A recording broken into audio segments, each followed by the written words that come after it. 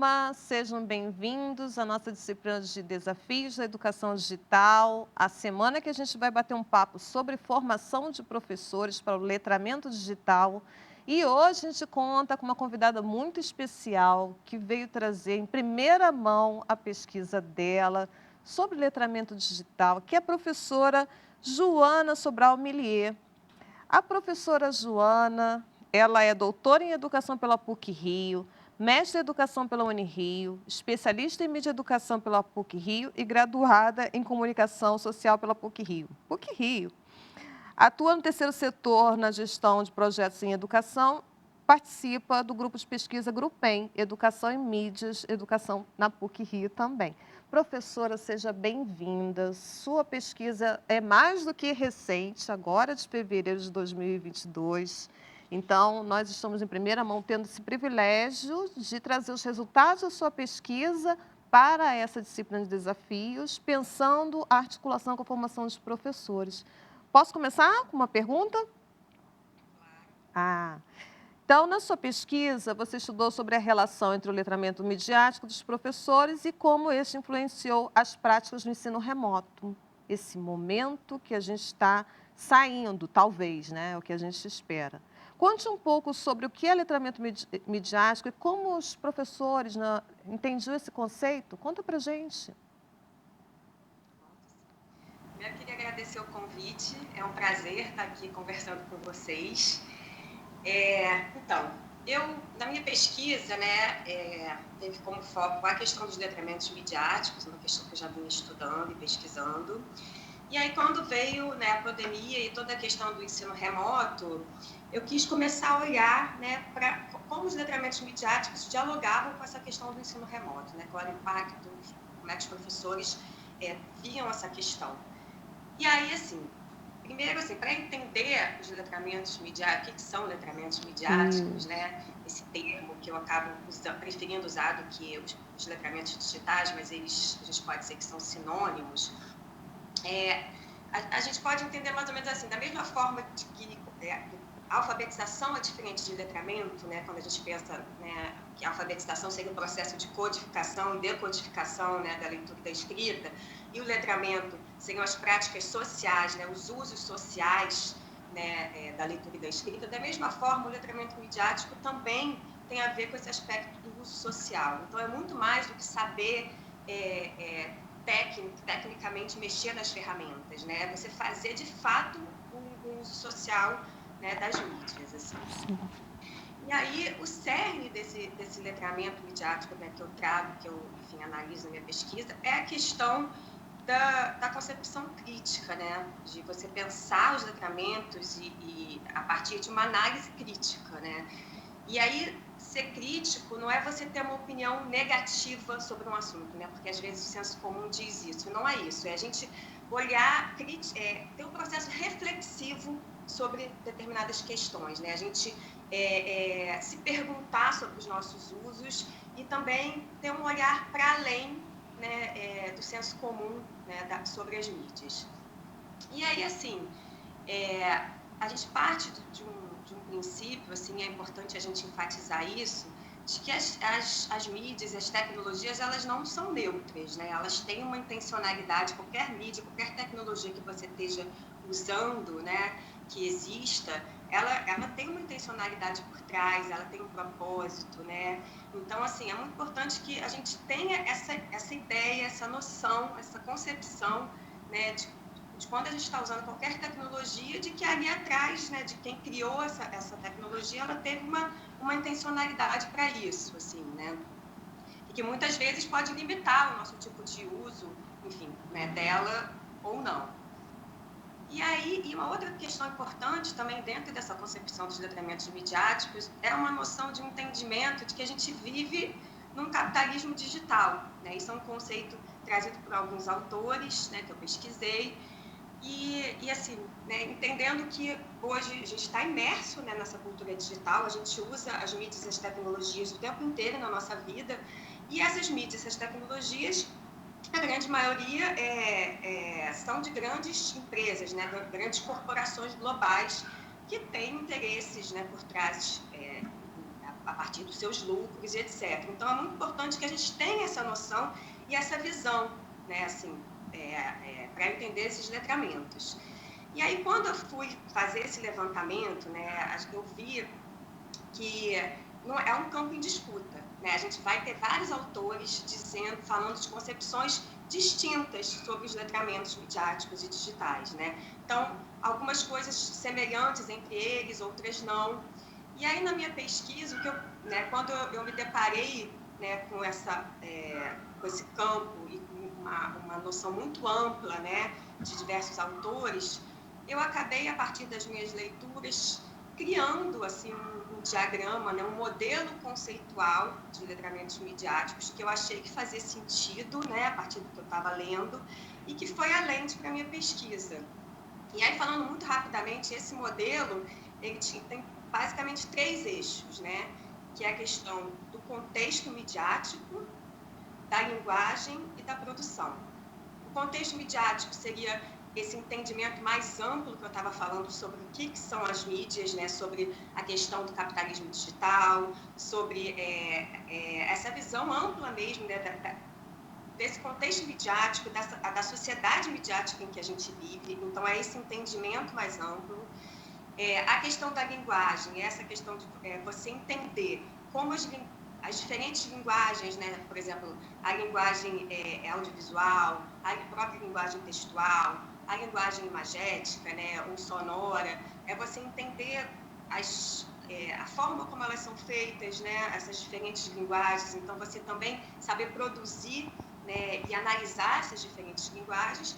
E o terceiro, que é a produção, seria não só você saber produzir, né, você saber produzir nessas diferentes linguagens, né, para as diferentes mídias, mas você também entender quais são as intencionalidades dos produtores de mídia, né? E aí, quando eu falo produtores, são não só as grandes corporações, mas também os usuários, né? Quando você está ali numa rede social e você vê um comentário, ou você está dentro de um grupo, né? Quais são as intencionalidades que estão ali? Então, você tem sempre esse olhar analítico, né? E aí, tudo isso permeado por esse olhar crítico que eu trouxe no início, né? Por essa concepção crítica que eu falei no início. E aí você perguntou assim, quais são, né, qual era a visão dos professores da minha pesquisa, sim, né? Isso. Como que eles entendiam esse conceito, né? Isso. Então, foram basicamente dois achados, né? Duas concepções que eu vi mais presentes.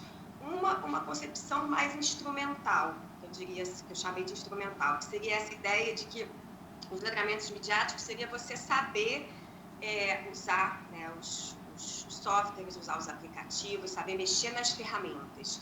Então, uma ideia de que muito focada nisso, e não à toa, porque essa ideia ainda está muito presente, né, em muitas políticas públicas de educação, em muitos documentos, né, de políticas públicas de educação. Então, acho que isso acaba que é um senso comum, assim, né? Então, tinha muito essa visão, né, dos professores. E uma outra que eu chamei de didática, né? Uma ideia de que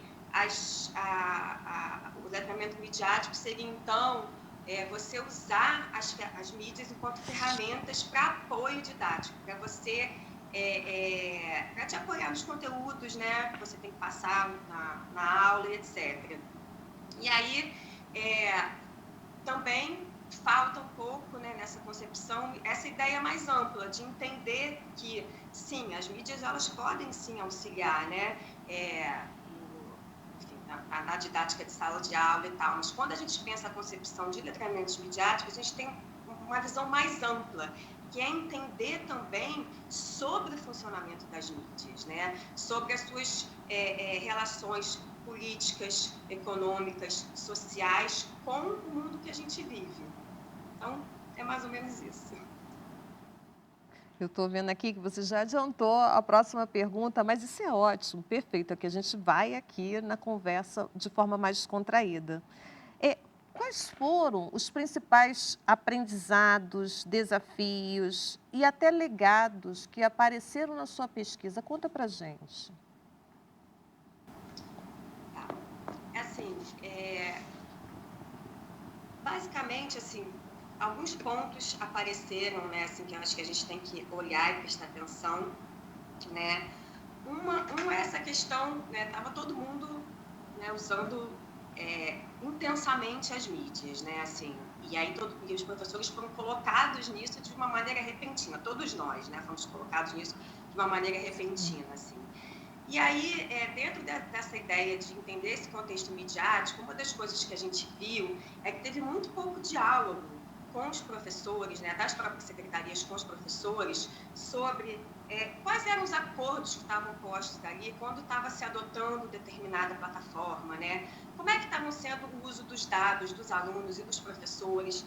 Então, a gente viu, assim, uma ausência de entendimento sobre isso, né? E logo também uma ausência de preocupação sobre isso, né? Sendo que a grande maioria, né, das redes públicas estavam usando plataformas proprietárias, né, dessas grandes Sim. corporações. Então, isso é uma questão importante da gente olhar. Sim.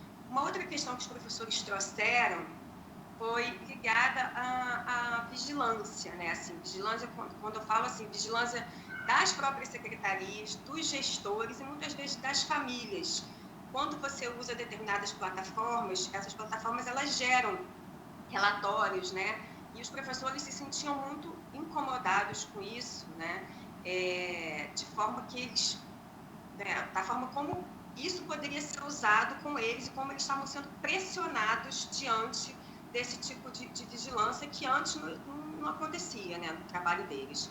Então, isso trouxe uma questão importante para a gente olhar, né, para a prática docente, né? E a outra questão que eles trouxeram também foi a questão da privacidade, né? Assim, muito relacionada à gravação das aulas. Então, muitas vezes as aulas estavam sendo gravadas, estavam indo, por exemplo, para o YouTube, onde onde qualquer um poderia assistir aquele conteúdo. Então, antes uma aula que era feita de forma privada, né, dentro de uma sala de aula, de uma forma intimista, de repente estava ali para qualquer um assistir, né? Então, os professores também colocaram certo medo com relação a isso, né, de serem mal interpretados, né? Então, assim, isso são coisas que a gente são novos desafios, né, para a profissão docente, que eu acho que a gente tem que estar prestando atenção, e acho que outras pesquisas depois têm que aprofundar mais essas questões, assim. Sim. E em termos de legado, assim, uma outra questão que eu acho que é importante a gente ressaltar quando a gente foi olhar assim, como os professores, como eles aprenderam, né?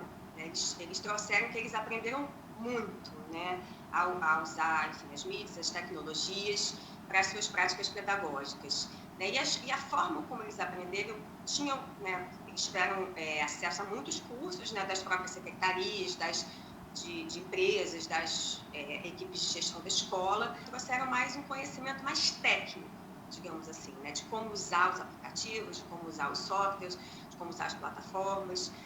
E a aplicação pedagógica disso, os professores contaram que eles aprenderam muito na relação entre pares, né? Então, assim, criando grupo de WhatsApp, trocando informações, trocando áudios, trocando vídeos, um ensinando para o outro, né? Como é que eu uso isso? Eu fiz desse jeito e funcionou e deu certo.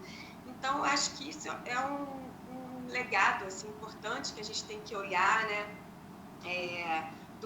E isso outras pesquisas já tinham apontado coisas parecidas com relação ao aprendizado sobre as tecnologias, quanto que é importante esse aprendizado entre pares, né, dos professores.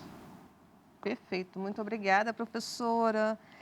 Conta um pouquinho para a gente sobre as políticas de formação docente que são urgentes. O que você acha que é urgente hoje em termos de letramento multimediático dos professores?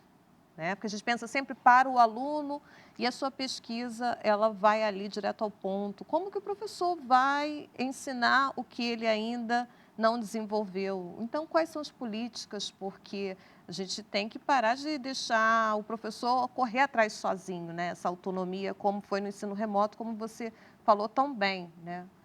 Ou autonomia, essa autonomia a gente pode até chamar de isolamento e abandono, não pode, Joana? Então, uma autonomia construída por conta de um abandono, de estar sozinho, uma solidão. Então, não sei se é a autonomia que a gente deseja, a autonomia docente. Mas fala um pouquinho quais são as políticas, em que direção a política tem que caminhar para garantir esse letramento multimediático dos professores. Conta para gente.